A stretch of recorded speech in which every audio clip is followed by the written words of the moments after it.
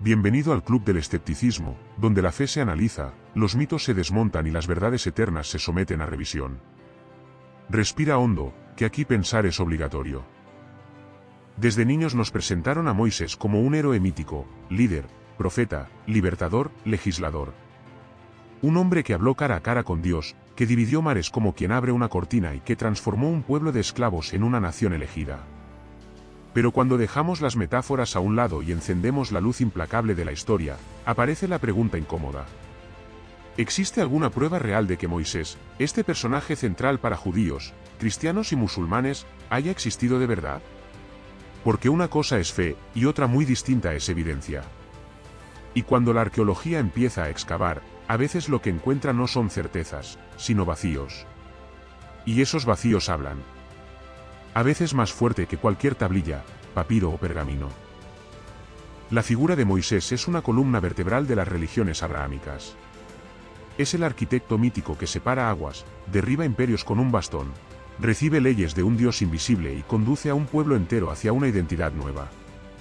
Su nombre, su historia y su aura han moldeado culturas, moralidades, guerras, esperanzas, dogmas y civilizaciones.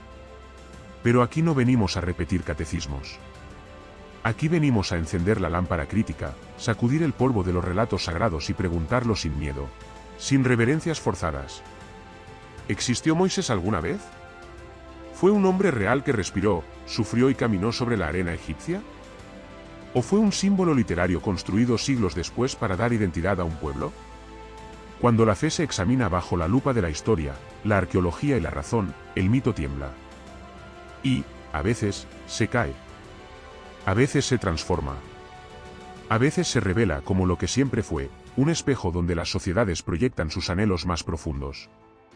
Hoy vamos a caminar por ese territorio incómodo, ese espacio donde la certeza religiosa tropieza con el silencio arqueológico, donde el relato épico choca con la ausencia de pruebas, donde la figura de Moisés aparece no como un hombre, sino como una idea.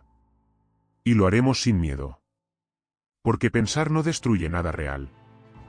Solo desarma lo que fue construido sin cimientos. Si Moisés hubiese existido tal cual lo describe la Biblia, su vida habría atravesado uno de los imperios más obsesivamente documentados de la historia. Los egipcios anotaban todo: impuestos, cosechas, calendarios, guerras, nacimientos, muertes, construcciones, ceremonias, derrotas, victorias, hasta la cantidad de cereales en los graneros reales. Eran civilizados, sí, pero también chismosos profesionales con cincel y papiro. Y sin embargo, en miles de inscripciones, murales, rollos funerarios, listas reales, estelas conmemorativas y archivos administrativos, no hay ni un solo registro de Moisés. Ni uno. Ninguna mención a un príncipe hebreo adoptado por la hija del faraón. Ninguna referencia a un líder de esclavos que traiciona al imperio. Ningún documento sobre plagas devastadoras que arrasaron Egipto. Ningún informe militar sobre un ejército completo que se haya perdido en el mar. Ni siquiera una queja burocrática sobre falta de mano de obra tras una fuga masiva de esclavos. La ausencia es absoluta. Demasiado absoluta. Si el éxodo ocurrió como se narra, habría sido el desastre más humillante de la historia egipcia. Y los egipcios, que contaban hasta sus derrotas, deberían haberlo dejado registrado. Pero no. Silencio. Silencio monumental. El tipo de silencio que incomoda. El tipo de silencio que no se explica con "se perdió el papiro". El tipo de silencio que solo tiene sentido si el evento nunca ocurrió. El Éxodo es uno de los relatos más épicos del mundo antiguo. Un pueblo oprimido escapa milagrosamente de su captor imperial, guiado por señales divinas, sobreviviendo en el desierto por décadas, recibiendo leyes directamente del cielo. Es una historia potente, emotiva, cinematográfica. Pero la arqueología no trabaja con emoción. Trabaja con restos. Y cuando excavó las rutas por donde cientos de miles de personas habrían caminado por 40 años, ¿encontró? Nada. Nada de cerámica. Nada de restos de campamentos grandes. Nada de huesos. Nada de herramientas. Nada de fogatas repetidas. Nada de pozos excavados. Nada de depósitos de basura. Nada que indique una movilidad masiva de un grupo humano. Literalmente no existe ninguna evidencia arqueológica de que un éxodo masivo haya ocurrido. No es que falten piezas. Es que no existe absolutamente ninguna huella. Y esto es muy simple. Cientos de miles de personas no pueden vagar 40 años por el desierto sin dejar rastro. Pero Moisés sí dejó uno. Un rastro literario. Muchos investigadores se han preguntado: si no existe evidencia histórica de Moisés, ¿de dónde salió su figura? La respuesta es incómoda para quienes esperan certezas religiosas, pero fascinante para quienes buscan entender la mitología humana. Un motivo anterior a la Biblia. La historia de Moisés siendo salvado en el río dentro de una cesta es más antigua que la Biblia misma. Ya existía en Mesopotamia, especialmente en el mito del rey Sargón de Akkad. Sargón también fue colocado en una canasta sellada con brea y lanzado al río por su madre. También fue encontrado por alguien que lo salvó. También terminó convirtiéndose en un gran líder. La narrativa bíblica no solo se parece, es prácticamente la misma estructura, adaptada y resignificada. No es copia descarada, es tradición literaria heredada. Las culturas antiguas adoraban a los grandes dadores de leyes. Los griegos tenían a Licurgo. Los babilonios a Hammurabi. Los persas a Zoroastro. Los israelitas, siglos después, necesitaban uno también. Y Moisés cumple perfectamente ese rol simbólico. Demasiado perfecto, de hecho. La historia de Moisés está llena de detalles que pertenecen a épocas donde él no pudo haber vivido. Nombres hebreos que no existían aún. Ciudades mencionadas que no existían en el supuesto periodo. Relatos que encajan mejor con la época del exilio babilónico. Detalles culturales y políticos propios del siglo VII a.C., no del XIII a.C. Eso indica que la historia fue escrita siglos después, no contemporáneamente a Moisés. En el mundo académico existen dos posturas extremas. Los maximalistas creen que Moisés existió, pero su historia fue embellecida con el tiempo. Dicen que la ausencia de evidencia no es evidencia de ausencia. Su base es fe y tradición oral y posibilidades hipotéticas. Su problema es que no pueden mostrar ningún documento extrabíblico que los apoye. Los minimalistas afirman que Moisés es un personaje literario y simbólico, no histórico. No existe evidencia sólida de su existencia. El éxodo no ocurrió. La narrativa fue compuesta siglos después por autores anónimos que buscaban crear una identidad nacional. Adivina cuál escuela se sostiene mejor con pruebas. En el mundo académico existen dos posturas extremas. Los maximalistas creen que Moisés existió, pero su historia fue embellecida con el tiempo.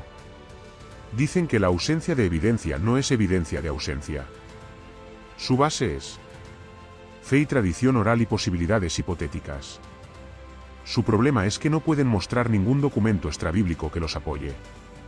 Los minimalistas afirman que Moisés es un personaje literario y simbólico, no histórico. No existe evidencia sólida de su existencia. El éxodo no ocurrió. La narrativa fue compuesta siglos después por autores anónimos que buscaban crear una identidad nacional. Adivina cuál escuela se sostiene mejor con pruebas. Después de revisar datos, silencios, textos, excavaciones, comparaciones y anacronismos, quedan dos conclusiones posibles. 1. Moisés pudo haber sido un líder menor, un personaje real pero irrelevante en su época, cuya figura fue exagerada siglos después. O 2. Moisés nunca existió, y es un personaje mítico construido para darle al pueblo de Israel una historia fundacional. La evidencia arqueológica y textual favorece muchísimo más la segunda opción. Y si duele, es porque los mitos suelen ser hermosos. Pero no por eso verdaderos. Moisés existe donde los mitos respiran. Existe en los libros, en los templos, en los sermones, en la pedagogía religiosa. Existe en la imaginación moral de Occidente. Pero en la historia, en la arqueología, en la realidad concreta, no aparece. Y cuando un personaje tan central no deja ni un rastro donde debería estarlo todo, la pregunta no es si es falso. La pregunta es por qué queremos tanto que sea verdadero. La historia de Moisés es una épica. una epopeya con fuegos artificiales teológicos, milagros a la carta y un protagonista que camina entre faraones como si la diplomacia divina fuera un deporte olímpico. Pero cuando uno intenta reconstruir esa historia con fuentes externas, textos, inscripciones, restos arqueológicos, documentos contemporáneos, el castillo narrativo se desmorona como un papiro mojado. La paradoja es deliciosa. El personaje más influyente del judaísmo antiguo es también el más invisible para la historia. Y aquí comienza el verdadero conflicto filosófico. ¿Cómo puede ser que un personaje tan determinante no deje huella en los registros que documentaron hasta la cantidad de cebollas entregadas a los templos? La respuesta, aunque no guste, es simple. Porque quizá no existió. O al menos, no como nos lo contaron. La base del relato mosaico es que los hebreos fueron esclavos en Egipto durante siglos. Es un elemento central: sin esclavitud, no hay liberación. Sin liberación, no hay éxodo. Sin éxodo, no hay Moisés. Así de fácil. Pero la arqueología egipcia simplemente no encuentra evidencia de una población hebrea masiva viviendo en Egipto. No hay asentamientos hebreos identificables, cementerios propios, estilos cerámicos característicos, registros administrativos, listas de esclavos, documentos tributarios. Nada que indique la presencia de un grupo étnico numeroso procedente de Canaán. Y ojo, Egipto usó miles de esclavos provenientes de Nubia, Libia, pueblos del mar, asiáticos occidentales. ¿Y a ellos sí los registra? Sí. A todos. A los hebreos, no. La arqueología no sugiere que los hebreos fueron esclavos. Sugiere que nunca estuvieron allí. Las famosas plagas, ríos de sangre, tinieblas totales, muerte de primogénitos, habrían sido desastres nacionales. Los egipcios escribían crónicas hasta de epidemias pequeñas, de sequías, de tormentas inusuales. ¿Y las plagas que supuestamente destruyeron su economía y doblaron al faraón? Silencio absoluto. Es como si un país registrara cada apagón pequeño. Excepto aquel día en que se apagó todo el planeta. Inverosímil. La explicación no es que se perdieran los registros. La explicación es que no pasó. El éxodo es descrito como un movimiento humano colosal, centenas de miles de personas marchando juntas desde el delta del Nilo hacia Canaán, por rutas específicas que la arqueología moderna ha excavado con obsesión. ¿Y qué han encontrado? No campamentos. No basura. No restos óseos. No señales de hogueras repetidas. Nada. El desierto egipcio conserva restos por miles de años. Se han hallado rastros de caravanas pequeñas, patrullas militares, comerciantes de paso, nómadas esporádicos. Pero no hay rastro de un pueblo entero vagando 40 años. La ironía aquí es cruel. El desierto habla, pero no dice Moisés. En las décadas de 1980 y 1990, arqueólogos israelíes, muchos motivados por encontrar pruebas de la Biblia, comenzaron campañas intensivas de excavación en el Sinaí y en lugares asociados al Éxodo. El resultado fue tan devastador que cambió la disciplina para siempre. Israel Finkelstein, C. E. Berzog, Nadav Naaman, entre otros, publicaron conclusiones que indignaron a sectores religiosos. El Éxodo no ocurrió. No hubo Moisés histórico. El pueblo de Israel se formó dentro de Canaán, no fuera. Estas conclusiones no vinieron de ateos militantes, sino de arqueólogos judíos, algunos profundamente creyentes, que tuvieron que enfrentar el peso de sus propios hallazgos. Cuando la pala contradice la tradición, la pala manda. Existen estudiosos que intentan encontrar alguna base histórica para Moisés. El problema es que sus conclusiones no se sostienen bien. Teoría 1. Moisés fue un sacerdote egipcio expulsado en tiempos de Akenatón. Fantástico para un documental de History Channel. Terrible para la evidencia. No hay documentos que vinculen a los atonistas con hebreos ni mucho menos con un líder llamado Moisés. Teoría 2. El Éxodo fue un pequeño grupo, no un pueblo entero. A nivel arqueológico, pequeños grupos sí pueden desaparecer del registro. Pero entonces Moisés deja de ser el líder épico y se convierte en el jefe de una tribu minúscula. Una explicación posible, pero completamente distinta al relato religioso. Teoría 3. Moisés existió como un chamán o jefe tribal preisraelita. Esta teoría intenta salvar al personaje reduciéndolo a un papel mínimo y literariamente ampliado siglos después. Es creativa, pero sigue sin dejar pruebas. La historia no es quizás esto pudo haber pasado. La historia es evidencia. Y evidencia, no hay. Desde una mirada filosófica, Moisés cumple con todas las características del héroe fundacional descrito en sociedades que buscan cohesión identitaria. Es un hombre milagroso, infalible, temido, próximo a lo divino, mediador entre humanos y dioses, fundador de leyes, liberador de un pueblo, modelo moral, figura paternal colectiva. Es tan perfecto que es inhumano. Es tan funcional que es sospechoso. Es tan simbólico que parece diseñado, no recordado. Las sociedades crean héroes cuando los necesitan. Y los israelitas, recién salidos de un contexto traumático como el exilio babilónico, necesitaban uno urgentemente. El Pentateuco no fue escrito por Moisés. Fue compilado por escribas anónimos entre los siglos 7 y V a.C., fusionando tradiciones orales, mitos cananeos, relatos egipcios, poesía tribal, leyendas antiguas y objetivos políticos claros. No eran historiadores. Eran teólogos con un propósito. La Biblia no nació como una crónica fiel. Nació como un proyecto de identidad nacional. Un manifiesto político-religioso. Un intento de convencer a un pueblo derrotado de que su Dios seguía con ellos, aunque la realidad dijera lo contrario. Y para eso, inventar un pasado glorioso era útil. Muy útil. Esta parte suele sorprender.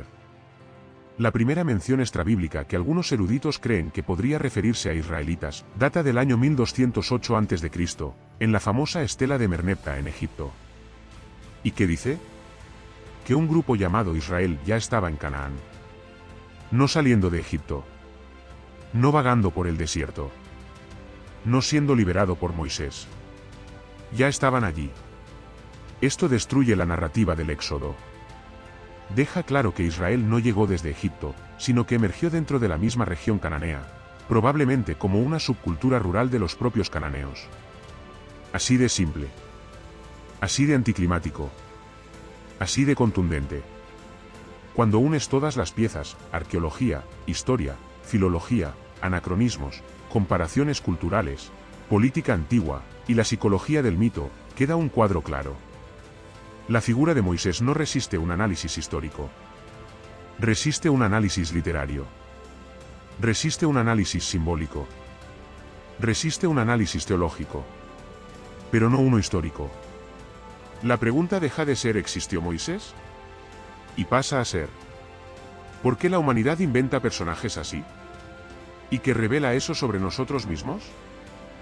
Si uno observa con calma la figura de Moisés, no parece un pastor semita humilde. Parece, más bien, un personaje tallado con el cincel intelectual y religioso de Egipto, no de Canaán. Y eso nos abre una puerta fascinante. El mito mosaico es un híbrido cultural, un producto literario que refleja más la influencia del imperio que supuestamente oprimió a los hebreos que la memoria real de un líder tribal. Es la ironía suprema. Moisés es más egipcio que hebreo. Y lo que sigue lo demuestra. Empecemos por algo sencillo. El nombre Moisés no es hebreo. En hebreo no significa lo que las traducciones bíblicas enseñan. Pero en egipcio, ahí sí tiene sentido. En egipcio antiguo, Meso o Mose significa nacido de, hijo de. Ejemplos. Tutmose, Tutmosis nacido de Tot. Ramose, Ramsés nacido de Ra. ¿Y Moisés? Es simplemente Mosé, nacido de. El nombre quedó incompleto en la tradición hebrea, lo cual sugiere que fue adoptado de un contexto egipcio sin comprender del todo su origen. El líder nacional del judaísmo tiene un nombre egipcio. Vaya inicio para la biografía del héroe liberador. El relato de Moisés siendo puesto en una cesta y salvado por la hija del faraón es hermoso, pero no original. Es un patrón literario egipcio muy antiguo. Hay textos como La historia de Sargón de Akkad, siglos antes, también fue puesto en una cesta en un río. El cuento egipcio del rey Horus Niño, escondido para salvarlo del mal. Relatos de príncipes adoptados, común en la literatura del Nilo. En literatura comparada, esto no es coincidencia. Es mito reciclado. El héroe debe nacer rodeado de prodigios. Debe estar destinado. Y, sobre todo, debe relacionarse con la élite egipcia para legitimar el mito. El Moisés literario nace poderoso. El Moisés histórico no aparece por ningún lado.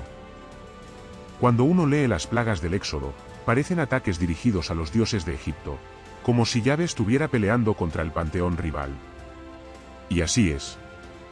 Cada plaga corresponde a un símbolo egipcio invertido.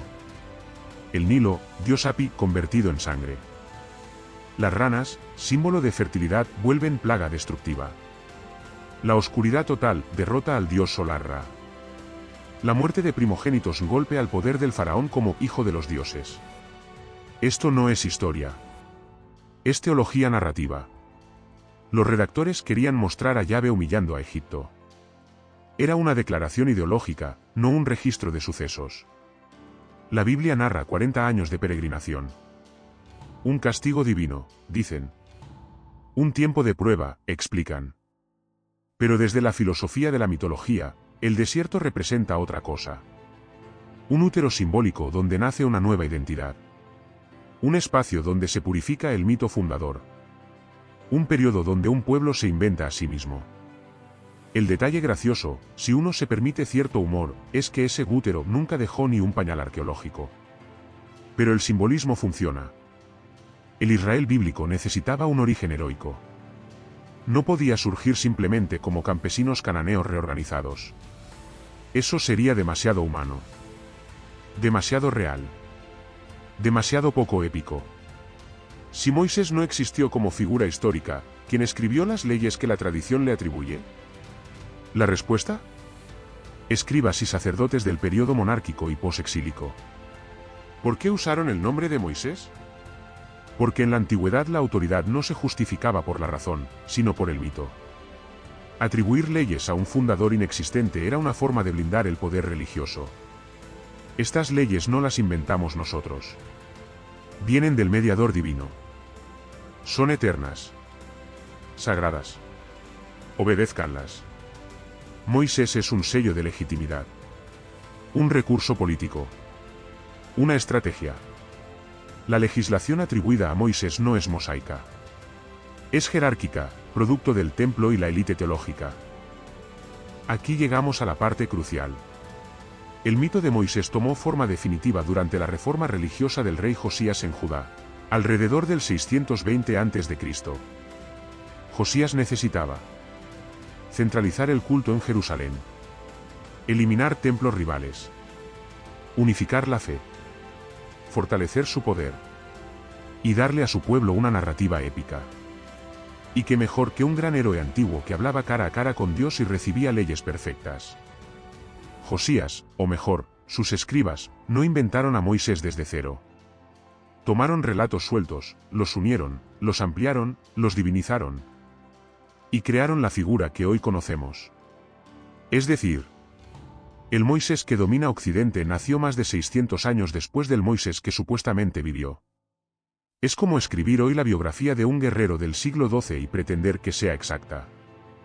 Gigantesco anacronismo. Aquí entramos en un terreno filosófico poderoso. ¿Por qué figuras como Moisés sobreviven incluso cuando la evidencia las contradice? La razón es humana y universal. Un fundador mítico es más útil que un fundador real. Un personaje real tendría defectos, contradicciones, errores. Un personaje mítico puede perfeccionarse a gusto. Puede ser moldeado para cada época. No envejece, no falla, no contradice nada. Es maleable. Es eterno. Es propaganda pura. Y funciona.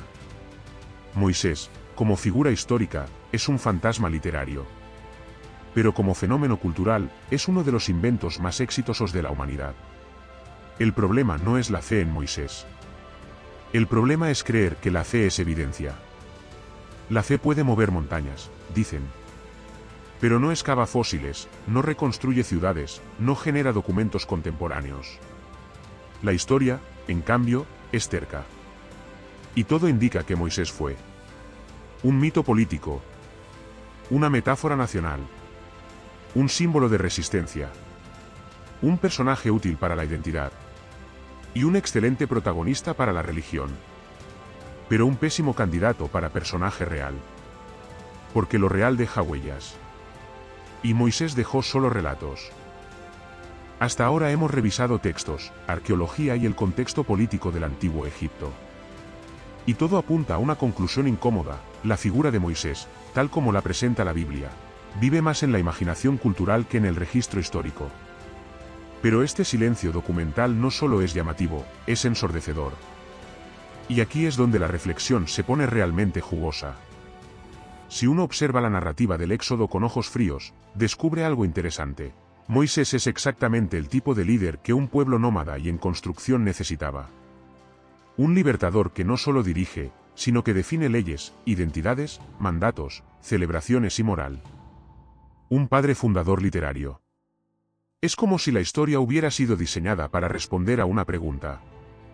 ¿Quiénes somos? Y la respuesta fue: somos el pueblo liberado por el héroe que nos dio Dios. Más que historia, parece identidad. Si Moisés realmente hubiera sacado a cientos de miles de personas de Egipto, debió dejar un rastro monumental. Cambios en la economía egipcia. Perturbaciones en el comercio. Registros administrativos donde algún escriba malhumorado anotara: se nos escapó medio país. Nada de eso aparece. Tampoco aparecen restos materiales del recorrido por el desierto, ni campamentos, ni ruinas, ni basureros masivos, ni herramientas. Ningún indicio de una migración de tal escala. La arqueología moderna no encuentra un desierto lleno de huellas, sino un desierto lleno de silencio. Algunos académicos proponen que Moisés podría ser un mosaico de distintos personajes y memorias antiguas. Líderes tribales. Chamanes. Profetas egipcios disidentes. Incluso un eco remoto de Akenatón y su reforma monoteísta. Un collage mítico que, con el tiempo, se solidificó en un solo nombre: Moisés. No sería la primera vez que una figura cultural nace así. No de un hombre, sino de una necesidad. La historia del Éxodo fue editada y reeditada por siglos. Cada generación añadió capas nuevas según sus propias preocupaciones: poder, unidad, identidad, moral, obediencia. El resultado: un texto donde Moisés no solo habla por Dios, sino por los redactores que, desde sus escritorios, moldearon la memoria colectiva. La pregunta entonces no es por qué no hay pruebas de Moisés, sino ¿por qué tanta insistencia en que existió? La respuesta es sencilla. Porque su existencia fortalecía la estructura política y religiosa de Israel. Porque un pueblo con un origen épico se cohesionaba mejor que uno con un origen incierto.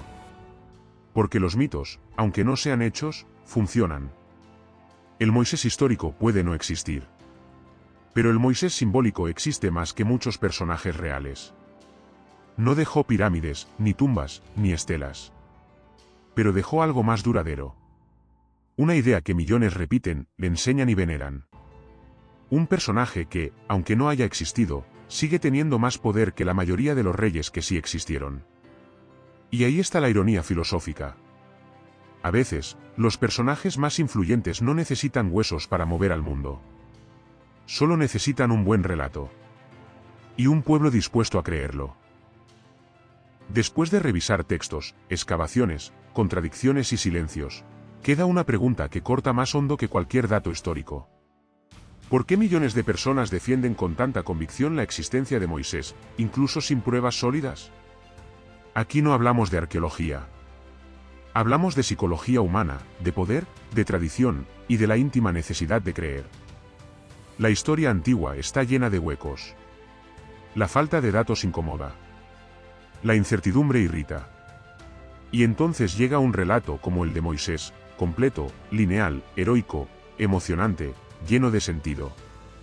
¿Quién no querría rellenar el vacío con una historia así? El mito no compite contra la historia, la supera emocionalmente. La Biblia no ofrece pruebas, ofrece respuestas. Y ahí gana. Para un pueblo que buscaba identidad y cohesión, la figura de Moisés fue perfecta. Un líder que habla con Dios, que libera esclavos, que entrega leyes, que guía, que enseña, que castiga, que protege. No es solo una persona. Es una institución envuelta en piel humana. Creer en Moisés era creer en la nación misma. Negarlo era debilitar el edificio entero. Por eso la fe en él se volvió casi obligatoria. Un símbolo, no un registro histórico. Moisés funciona como un líder que respalda la autoridad de quienes escribieron la historia. Si el profeta entregó leyes directamente de Dios, entonces cuestionarlas no es rebeldía, es blasfemia. La figura de Moisés sirve para legitimar estructuras de poder. Y cuando un mito sostiene un sistema, ese mito se vuelve intocable. No importa si existió. Importa que funciona. Lo curioso es que el mundo moderno, tan lleno de datos, sigue repitiendo el relato sin cuestionarlo. ¿Por qué? Porque nadie quiere ser el aguafiestas que diga: esto probablemente no pasó. Pero la filosofía, la de verdad, la incómoda, no está para quedar bien. Está para preguntar, así duela. ¿Por qué seguimos creyendo en historias sin evidencia cuando tenemos herramientas para pensar críticamente? Tal vez porque los mitos no dependen de pruebas, sino de emociones. Y Moisés, como figura emocional, sigue siendo más fuerte que cualquier excavación. Aquí viene el golpe más filosófico. Moisés, sin evidencia arqueológica, sin documentos contemporáneos, sin pruebas externas. Es más conocido que cualquier faraón real de la época en la que supuestamente vivió. ¿Cómo lo consiguió? Con la fuerza de un relato que, aunque no se pueda excavar, sí se puede creer. El mito gana porque la verdad histórica juega con reglas aburridas, fechas, contextos, documentos, objetos. El mito, en cambio, juega con esperanza, identidad, emoción y fe. Y lo más curioso: mucho antes de que existieran las religiones organizadas, antes incluso de los templos, los humanos ya éramos expertos en inventar historias para entender el mundo. Moisés es simplemente otra historia, que se salió con la suya. Después de tantos siglos, uno podría pensar que la figura de Moisés se habría desvanecido, diluida por la ciencia, la historia y el pensamiento crítico. Pero no, sigue firme, poderoso, omnipresente. Y eso revela algo profundamente humano. En la era de la información, donde cada dato se puede buscar en segundos, es curioso que las creencias antiguas sigan teniendo más peso que las evidencias modernas. ¿Por qué? Porque investigar implica dudar. Y dudar implica aceptar que no sabemos tanto como creemos. Moisés ofrece claridad. La historia ofrece preguntas. Y la mayoría prefiere respuestas simples a dudas complicadas. Las historias como la de Moisés no sobreviven por sus datos, sino por su capacidad de consuelo. Un líder que guía. Un Dios que interviene. Un pueblo que escapa milagrosamente. Es una narrativa que abraza, que ordena el caos, que promete justicia. Las pruebas no ofrecen consuelo. El mito sí. Por eso sigue vivo. Cuando un mito se vuelve parte de la identidad, cualquier cuestionamiento se siente como un ataque personal. No se discute la evidencia, se protege la identidad. Negar la historicidad de Moisés para muchos no es cuestionar un hecho. Es cuestionar su infancia, su cultura, su familia, su sentido de pertenencia. Por eso la crítica histórica recibe tanta resistencia. Por eso las pruebas importan menos que los sentimientos. Hoy, Moisés aparece en películas, caricaturas, sermones, discursos políticos, debates éticos. No porque exista evidencia de su vida, sino porque su símbolo sigue siendo funcional. Representa liberación. Representa moral. Representa obediencia. Representa autoridad divina. Representa tradición. La figura se mantiene porque su utilidad se mantiene. Las historias que sobrevivieron milenios no son necesariamente las verdaderas. Son las más útiles. El problema no es que Moisés no haya existido. El problema es lo que pasa cuando un mito se vuelve incuestionable. Cuando una figura se vuelve sagrada, deja de poder criticarse. Y cuando no se puede criticar, no se puede pensar. La filosofía empieza donde termina el miedo. Preguntar si Moisés existió es un ejercicio de libertad intelectual. Un recordatorio de que ningún relato, por antiguo o venerado que sea, merece quedar fuera del análisis. Tal vez Moisés solo fue un nombre sin rostro, una construcción literaria, un símbolo nacido de la necesidad humana de tener un origen heroico. Tal vez nunca pisó Egipto, ni abrió el mar, ni subió al Sinaí. Pero su historia sigue revelando algo real. Que los seres humanos preferimos vivir en mundos donde los héroes existen, aunque tengamos que inventarlos. Y ahí está la verdadera enseñanza filosófica de este capítulo. No se trata de demostrar si Moisés existió. Se trata de preguntarnos por qué necesitamos que exista. Después de analizar la arqueología, los textos, la psicología y el poder del mito, llegamos a un punto donde la pregunta cambia por completo. Ya no es ¿Moisés existió? Sino ¿por qué tantos aceptan su existencia sin pruebas? Aquí la historia se cruza con la filosofía, y la filosofía con la naturaleza humana. Las religiones no necesitan pruebas, necesitan convicción. La figura de Moisés se mueve en ese territorio ambiguo donde la historia calla y la fe habla. Cuando no hay fósiles, cuando no hay inscripciones, cuando no hay restos arqueológicos, la fe completa el vacío con una precisión casi quirúrgica. Y lo curioso es que, cuando más vacío hay, más fuerte suele ser la creencia. Es como si la falta de pruebas no debilitara la historia, sino que la hiciera más sagrada. Una vez que una narración entra en la categoría de palabra divina, la discusión cambia. No se debate el contenido. Se defiende. El texto deja de ser un documento y se convierte en un objeto sagrado. Cuestionarlo ya no es un acto intelectual, sino una ofensa emocional. Así se construyó la coraza que protege la figura de Moisés. No con datos, sino con prohibiciones internas.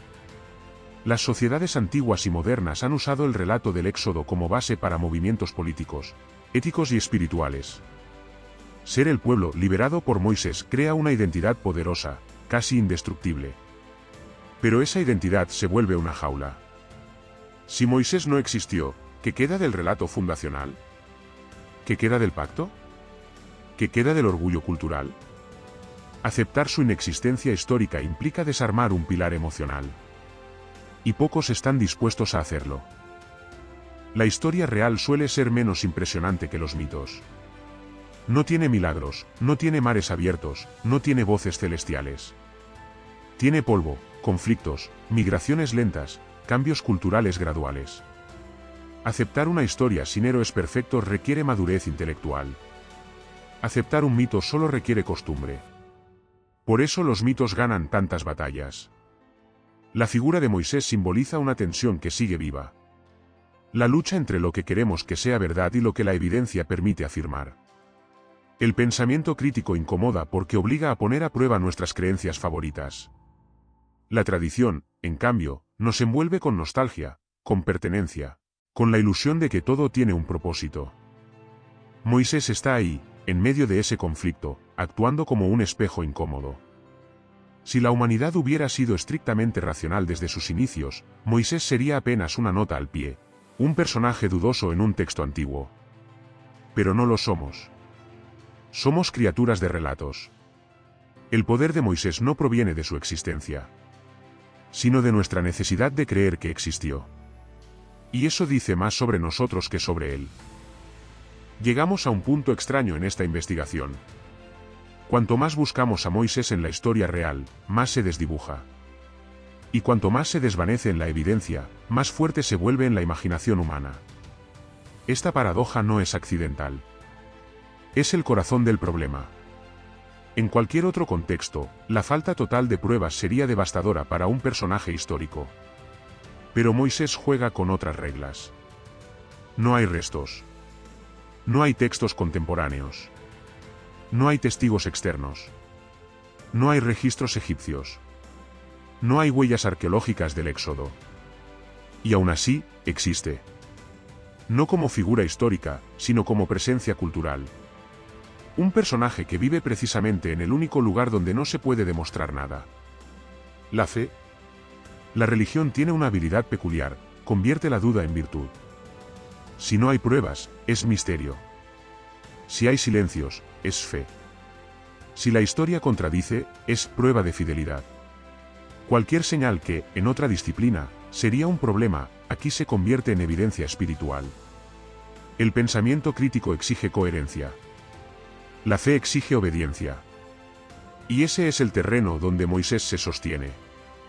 La figura de Moisés tiene una ventaja que ningún personaje histórico posee. Es el mensajero perfecto.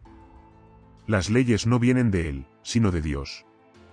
Las decisiones no son humanas, sino divinas. Esa estrategia literaria lo vuelve incuestionable.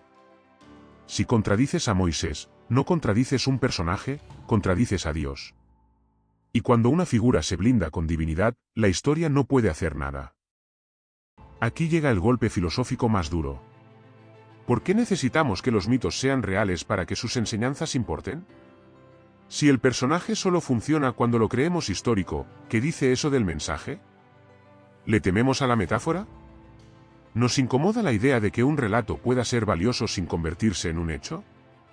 Moisés es un ejemplo perfecto de esta fragilidad. Su poder depende de que la gente crea que realmente vivió, aunque la historia diga lo contrario. Aquí está la ironía. El relato de Moisés no necesita ser verdadero para ser útil.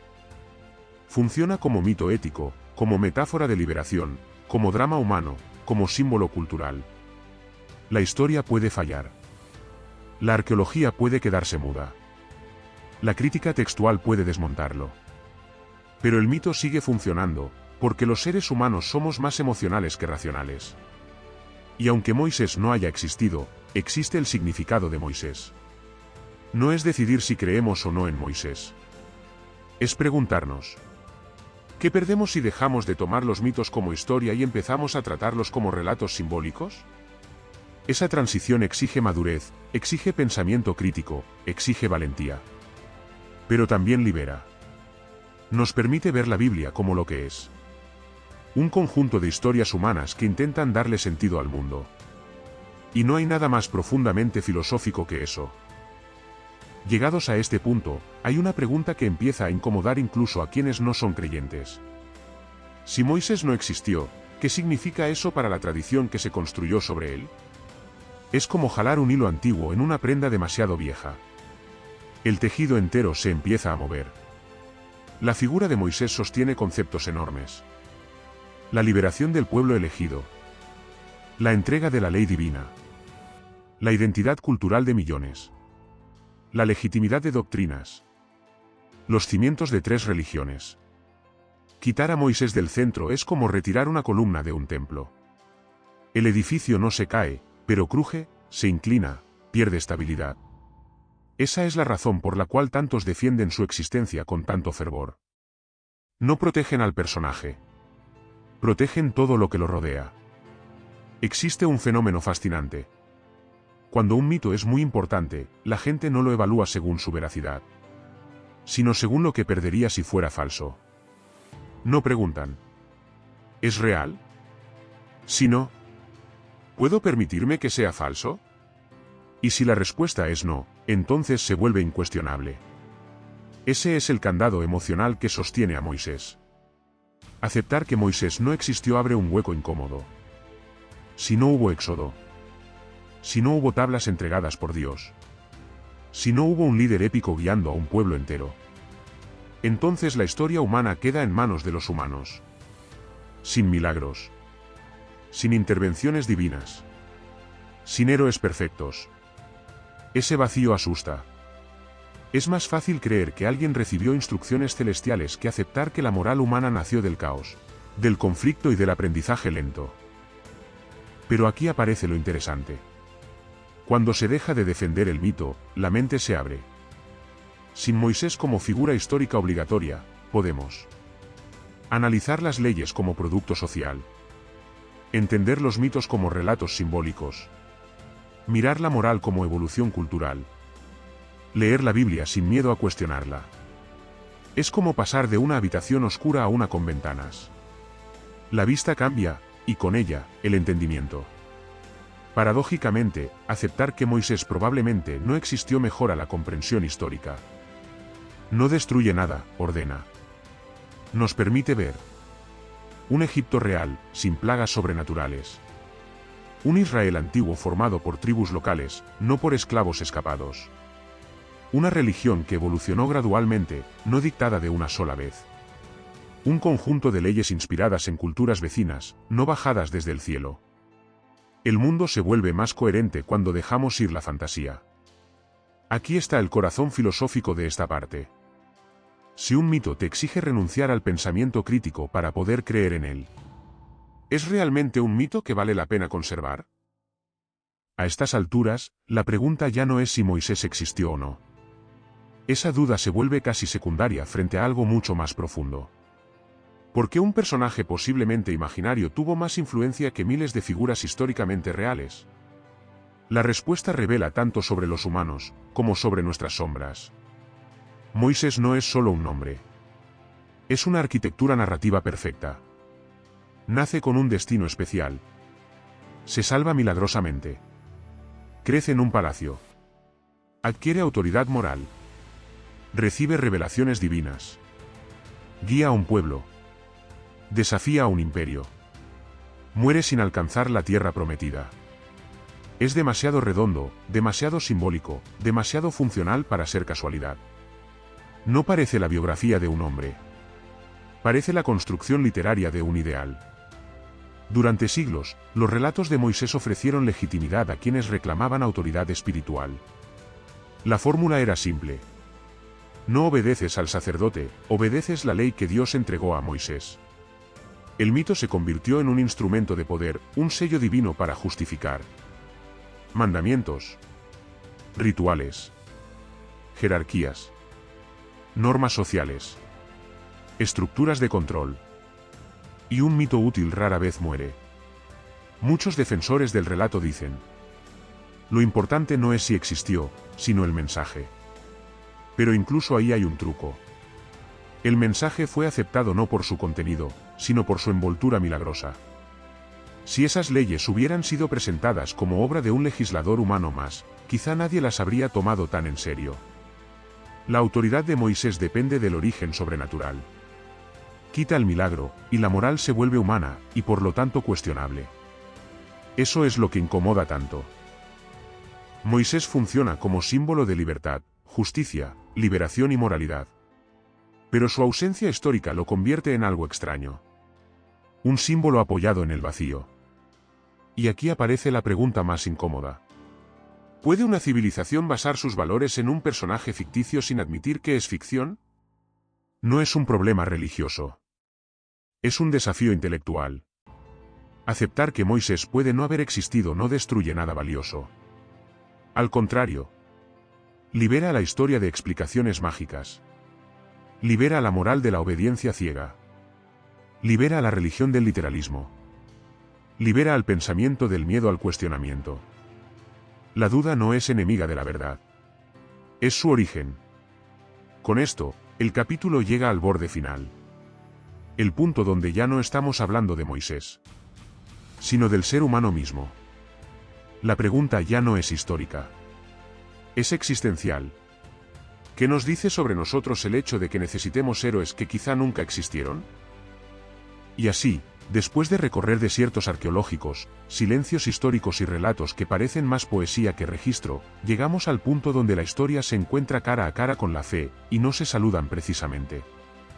Porque no importa cuántos papiros revisen los historiadores, cuántas capas de arena levanten los arqueólogos o cuántos análisis comparativos hagan los antropólogos. Moisés sigue siendo, para la evidencia, un fantasma elegante. Uno que camina por los textos sagrados con seguridad de protagonista, pero que desaparece cuando la ciencia intenta fotografiarlo. ¿Significa eso que nunca existió? Tal vez sí, tal vez no. Tal vez hubo un líder, o varios, cuyas acciones fueron absorbidas y moldeadas por siglos de tradición oral. Tal vez, con el tiempo, los pueblos que buscaban identidad, orden y sentido hicieron de esos rumores un personaje monumental, digno de cargar las tablas de la ley y el peso simbólico de toda una nación. Pero ahí está lo verdaderamente revelador. El mito no sobrevive porque sea verificable, sino porque es útil. Útil para dar cohesión. Útil para legitimar autoridad. Útil para ofrecer respuestas simples en un mundo severo y complejo. La pregunta entonces no es: ¿Moisés existió realmente? La pregunta que inquieta, la que toca nervios, es otra. ¿Por qué necesitamos tanto que haya existido? Porque si Moisés no existió, si el éxodo no sucedió como se cuenta, si la historia es más símbolo que biografía, entonces la autoridad divina deja de hablar con voz tronante y empieza a sonar como un eco humano. Un eco de nuestros temores, de nuestras aspiraciones, de nuestra necesidad de creer que alguien más grande, más sabio, más moral que nosotros, nos guía por el desierto de la existencia. Y quizás por eso el personaje perdura. No como un líder histórico, sino como un espejo. Uno en el que proyectamos lo que nos falta: libertad, orden, identidad, propósito. Un espejo que, aunque esté hecho de mito, refleja conflictos muy reales. Así llegamos al final de este capítulo. Un capítulo que no pretende destruir creencias, sino invitar a pensar, que no busca ofender, sino abrir grietas en los muros del dogma para que entre un poco de luz. Porque entender la historia no nos hace menos humanos, nos hace más libres. Y al final, si Moisés existió o no, quizá es la pregunta equivocada. La verdadera pregunta, la que incomoda, la que despierta, la que define este canal, es: ¿qué hacemos cuando descubrimos que nuestras certezas están hechas de arena? Gracias por llegar hasta el final de este recorrido. Si este capítulo te dejó pensando, te invito a seguir acompañándome en este camino donde la historia y las ideas se encuentran con nuestras preguntas más profundas. Y ya sabes, dale like, suscríbete y deja tu comentario, que tu voz también hace parte de esta búsqueda. Nos vemos en el próximo capítulo.